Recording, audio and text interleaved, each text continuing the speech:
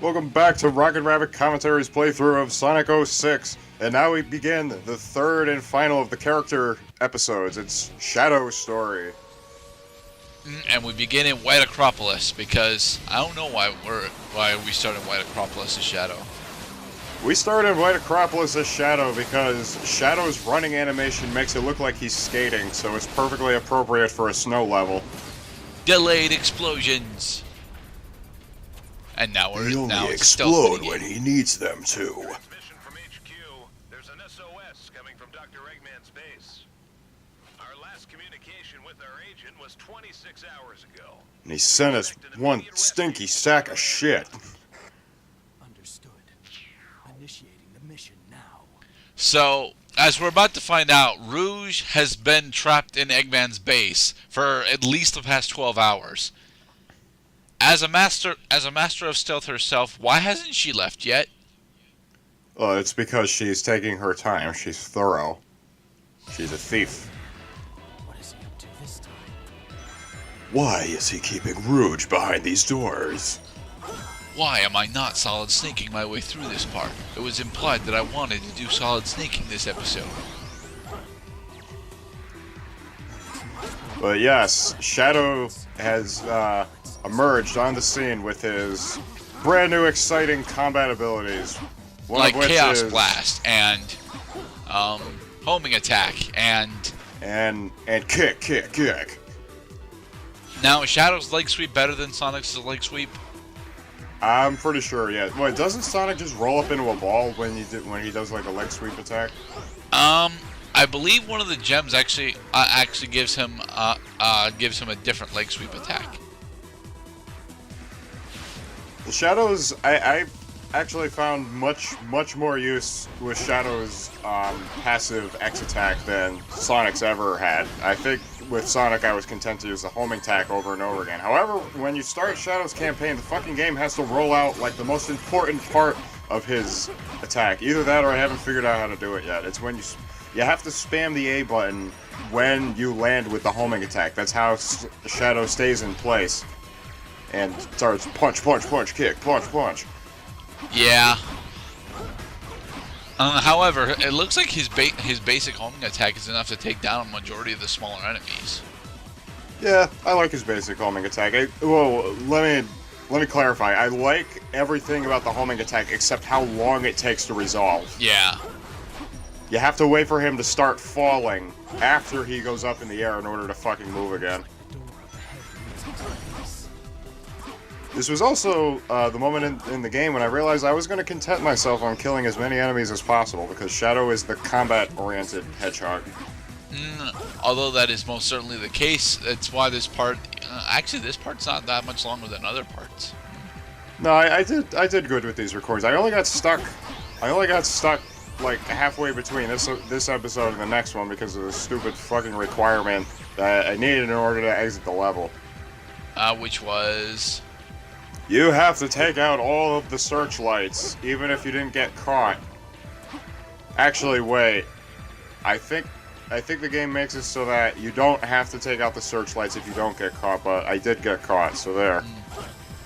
Silver medal. Alright, there's a thing over there. There's a stupid switch. There's the stupid switch. No, that wasn't the switch. That was the thing that lets me get to the switch. Now, with this switch press, the doors open. Yes? The switch press, the doors open. Not that one, of course, you silly hedgehog. You have to go find the other door. What were you thinking? No, that it wouldn't. That the door would open. The door that I wanted to open would open. It was the first one. The second one was a red herring. Now, have you ever had red herring, dude? I don't think I've ever had any herring, although I do like fish. I also enjoy fish, just not as much as I'm supposed to. Well, seafood really is like a love-hate thing, man. If you I don't like... disagree. I think you can be ambivalent towards seafood. Well, you can. I mean, how does one establish ambivalence? Only eating it, like, sometimes? Yeah. Like, oh, hi, Rouge. Oh, it's Rouge. Now, Actually, Rouge has got the same problem that Knuckles has, and you've already showed it off slightly. Although Yeah, it's her that when combat she is better tries than to- Knuckles, if just When slightly. she tried, her combat's kind of dumb, but it's so basically like Rouge is a combination of Knuckles and Knuckles' Tails. gliding and wall climbing with Tails' bomb attack, I guess. Yep. Booby bombs. Booby bombs. Who wants some? Now, can you use the sniper bombs to take down this tower here? Yes, you can. Actually, in hindsight, that's probably what they intended me to do, is to stand perfectly still, like right there. I mean, you could do that too, but you might risk missing your chance of opportunity and then start falling due to gravity. Don't you hate it when gravity works against our heroes? Don't you hate it when the wall won't let you get off and exit the goddamn climbing animation?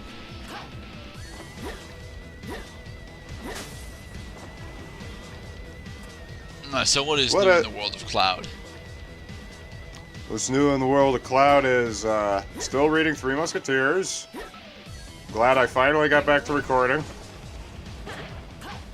And I'm on vacation. Those Has are the three Cobalion shown up to save the day yet? No, he has not. Oh. Actually, right now in the story, they're still on a mission to save Madame Bonasso. Okay. That is, I hope that's how they pronounce her name. Yeah. Now, the Three Musketeers are French, right? Yep. Alright. They I dislike are them the- because they are French. They are the soldiers of King Louis XIII, who reigned sometime in the 1600s. Definitely not the soldiers of his wretchedness, the Cardinal. Ugh. Makes my blood boil just thinking about it.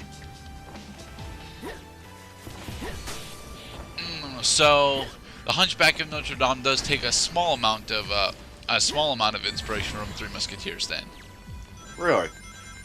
well, yeah, the primary villain in the Hunchback of Notre Dame is the religious figure that's still in power. Also, there in France. Well, you have to think in context. At that time in history, like France was bordered with Spain. Spain was the border to the Atlantic Ocean. The Atlantic Ocean was, for all intents and purposes, treated as the edge of the world. So they made. Not at that point. Not in 16s. In the 1600s, we had already well, at the very least, England and the European countries had successfully explored out to most of the rest of the planet. Well, yeah, they found it. I think that for all intents and purposes, I'm climbing up the tower using the homing attack. For all intents and purposes, the travel to the Americas was only for either the privileged or the stupid.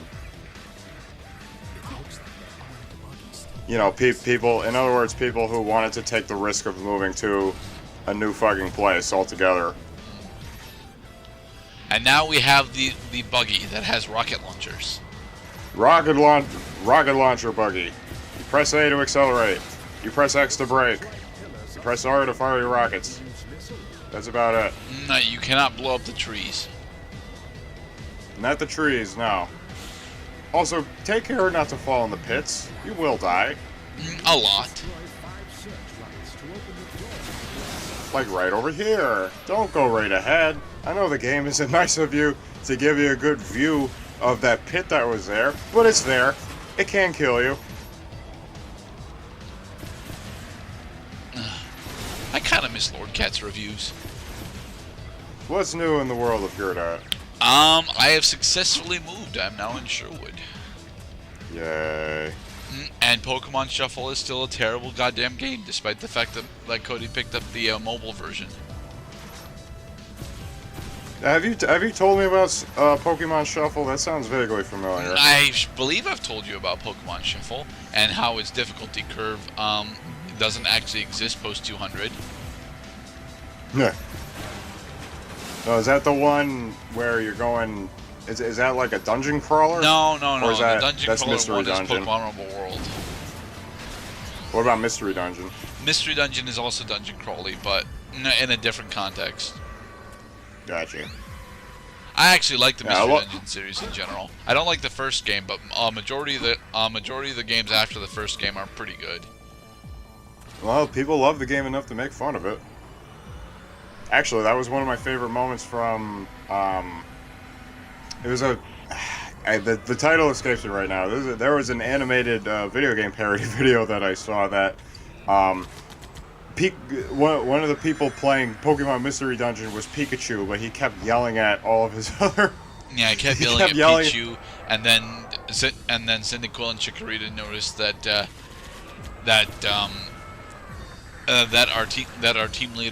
our team is not really the best suited for this mission, but with one of our allies being pretty much an escaped convict, and then Totodile eats Spearow. And the rubber band goes back on. Yep. Who the fuck said you could? that Pikachu cracked me up so fucking hard because of how intense it was. Yes, Shadow does eventually need to angle the rocket car in order to take out that one searchlight in particular, because there's no fucking physical path that lets you get there so you could just shoot it at point blank range. However, this is not the correct vantage point. In the next part, we will find the correct vantage point, while also struggling with the controls for dear goddamn life. Are you sure that you can't take the side ramp up there? I mean, you can't take it with the buggy, but you can take it with Shadow. You can take it with Shadow, but Shadow can't take it out himself. Alright.